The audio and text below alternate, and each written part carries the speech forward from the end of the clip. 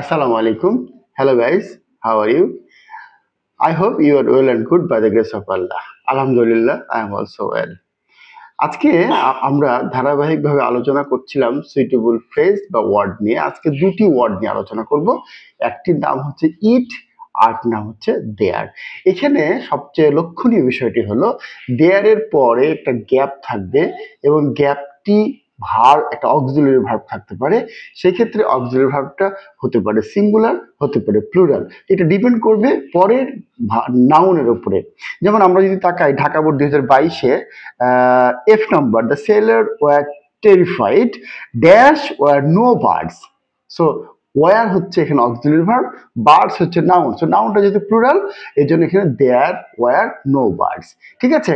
এবং ইটের যদি ব্যবহারটা বলি আমরা, এটাকে ইন্ট্রোডাক্টরি ইট বলা হয়। শুরুতেই গ্যাপ থাকবে, দেয়ারের ক্ষেত্রে শুরুতে গ্যাপ থাকবে, ইটের ক্ষেত্রে শুরুতে গ্যাপ থাকবে। যদি আমি তোমাদেরকে বলি ঢাকা বোর্ড 2022-এ সি নাম্বার দেখো, dash has been many years, it has been many years since I saw him. তাহলে দুটি গ্যাপের শুরুতে আমরা দুটি বাক্যের শুরুতে গ্যাপ থাকবে এবং তারপরে অক্সিলারি ভার্ব থাকবে। একটি যদি সিঙ্গুলার হয় তাহলে আমরা সেক্ষেত্রে ম্যাক্সিমাম ক্ষেত্রে আমরা ইট ব্যবহার করব, প্লুরাল ক্ষেত্রে আমরা ওয়ার ব্যবহার করব। বা ওয়াজ ব্যবহার করতে পারি আমরা, বা ওয়ার ব্যবহার করতে পারি। আশা করি সবাই আমরা বুঝতে পেরেছি। আসসালামু আলাইকুম।